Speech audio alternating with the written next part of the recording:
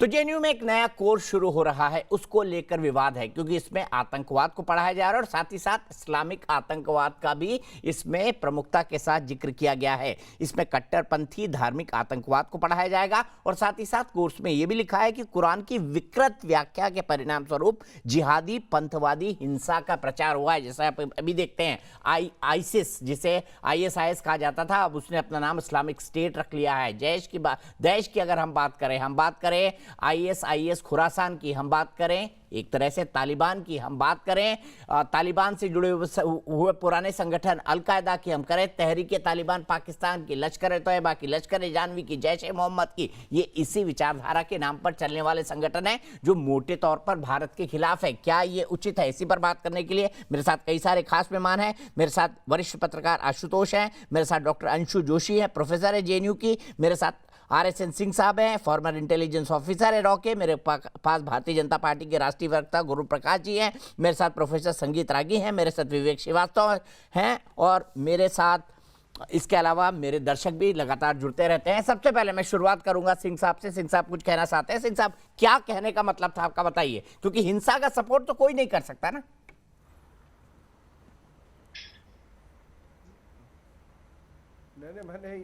मैंने हिंसा की बात ही नहीं की। मैंने मुस्लिम दलित इतिहास के कुछ मैंने पृष्ठभूमि पे मैं गया तो उन्होंने कहा कि ये दंगा हो जाएगा। तो किस में दंगा हो जाएगा?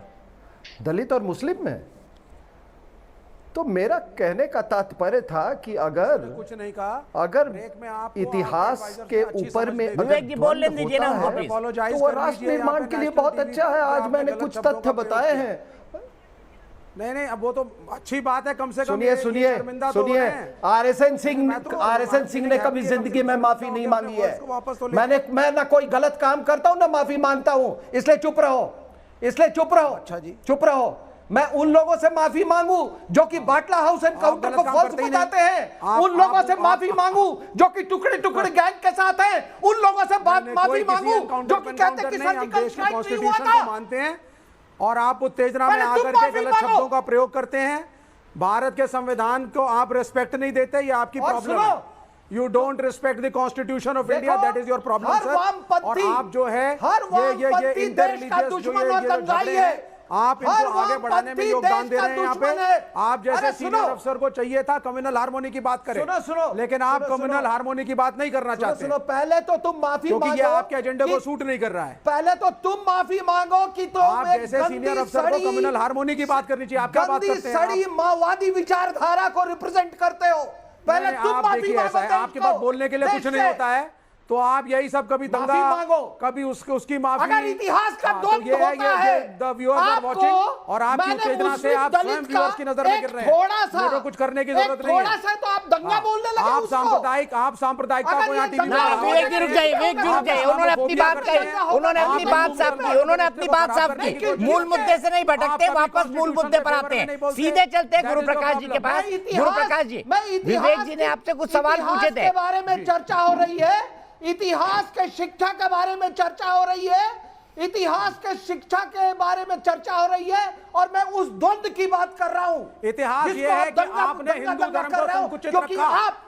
इतिहास ये है कि ब्राह्मणों ने अन्य जातियों का मैं सीधे गुरु प्रकाश जी को चलता हूं। गुरु प्रकाश जी, आपके ऊपर आरोप यह है कि आप मुसलमानों में दहशत फैलाने का काम करते हैं, यह आरोप लगा के गए। विवेक श्रीवास्तव उनके बोलने का लब्बोलुआ भी था और इसीलिए जानबूझकर इस तरह के कोर्स पढ़ा रहे हैं और डिजाइन करे जा रहे हैं।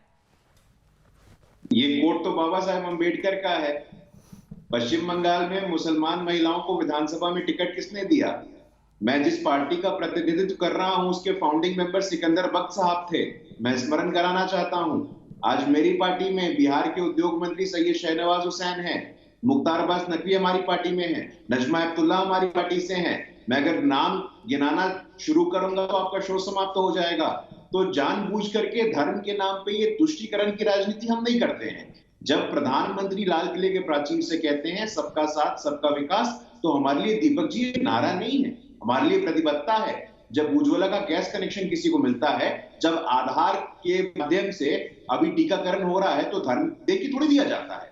ये सबको दिया जाता है। तो जानबूझ करके ये वैमनस्य का वातावरण क्यों पैदा करना? आप बार बार एक जाति विशेष का नाम लेते हैं और वर्ग संघर्ष पैदा करना चाहते हैं। आप वर्ग संघर्ष से क्या अचीव करना चाहते हैं? शुद्ध रूप से साधारण सी बात यह है कि जेएनयू एक इंस्टीट्यूशन है और इस इंस्टीट्यूशन की अपनी ऑटोनॉमी है, अपनी स्वायत्तता है, और स्वायत्तता पे एक्ट करते हुए उन्होंने एक कोर्स को बनाया है। और उस कोर्स में अगर आपको कोई समस्या है तो आप एडमिनिस्ट्रेशन को लिख के दीजिए। तो जानबूझ करके यहाँ पे हिंदू, मुस्लिम, दलित, ब्राह्मण ये करके आप समाज में वैमनस्य और भेदभाव पैदा करते हैं। आप मुगलों को, मुसलमानों को उनका ड्यू रिस्पेक्ट नहीं देना चाहते। किसने बोल दिया आपको ये सब? मैं सीधे आशुतोष के पास चलता हूँ। आशुतोष, आप खुद जेएनयू से हैं, गुरु प्रकाश जी का तो आप फैला रहे हैं ना सर, दंगाई हो। मैं दीपक को बोलूं? एक लॉजिकल सवाल आपसे कि जेएनयू तो ऑटोनॉमस संस्था है ना, उसकी एक स्वायत्तता है, तो अगर हाउस एनकाउंटर कहने वाले को विरोध है तो किस बात का? जेएनयू एडमिनिस्ट्रेशन को लिख कर दिया जाए। जिनसे टुकड़े टुकड़े गैंग के साथ उनसे मैं माफी मांगू इस जन्म में नहीं। दीपक पहली बात तो जो अपने दंगाई लोग हैं। हाँ प्रकाश जी, अरे सुन लीजिए प्रकाश जी कह रहे हैं, बाबा साहब अम्बेडकर को कोट कर देता हूं, प्रकाश जी को अच्छा लगेगा। अगर हिंदू राष्ट्र बन जाता है तो बेशक इस देश के लिए एक भारी खतरा उत्पन्न हो जाएगा। हिंदू कुछ भी कहे, पर हिंदुत्व, स्वतंत्रता, बराबरी और भाईचारे के लिए खतरा है।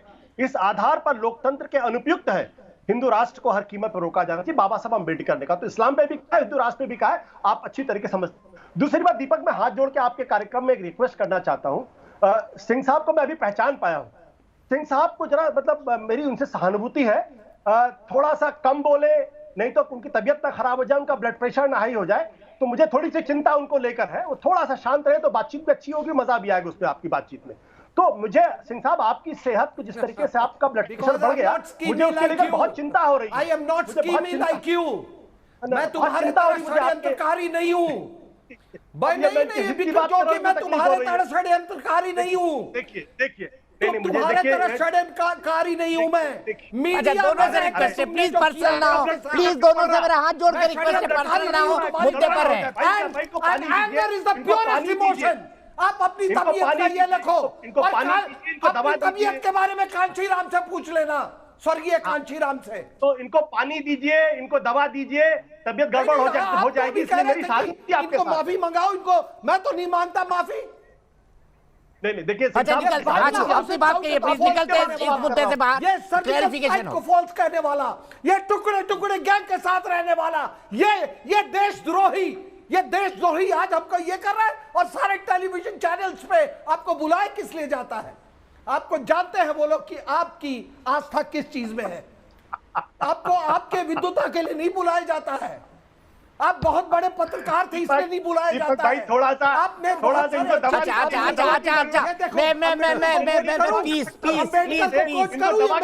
किताब है। फ्रस्ट्रेट हो चुके हैं।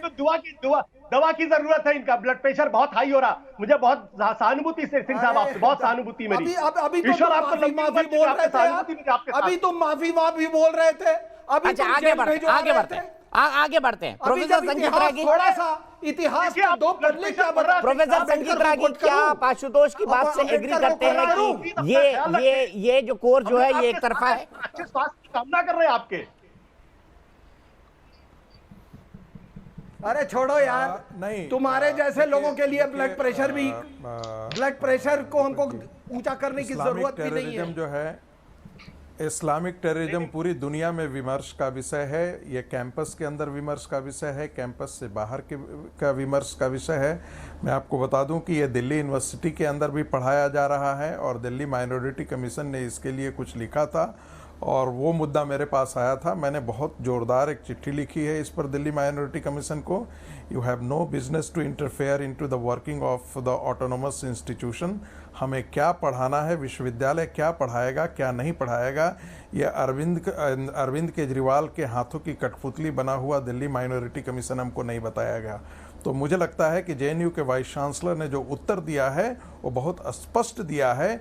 और हुआ क्या है, ये कायदे से तो 1947 से ही बाद ही पढ़ाया जाना चाहिए था, लेकिन हम शुतुरमुर्ग की तरह जब तक हिंदुओं के ऊपर सरवर पर तलवार नहीं लटक जाती, जब तक हम खतरे के निशान से ऊपर पानी नहीं पहुंच जाता, हम चेतते नहीं हैं।